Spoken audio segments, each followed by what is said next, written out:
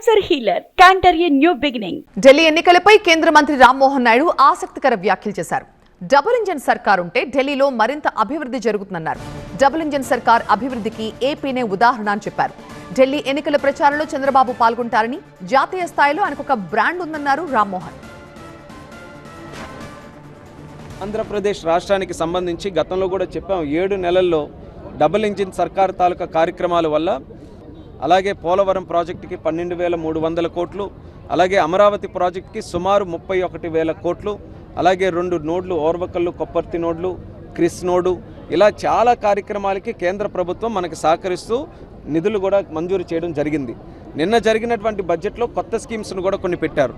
Jal Jeevan machine గత ప్రభుత్వం చేసినటువంటి అరాచకాల వల్ల ఎక్కడా సరైనటువంటి పైప్ లైన్ కానీ స్కీమ్ కానీ చేయలేకపోయాం.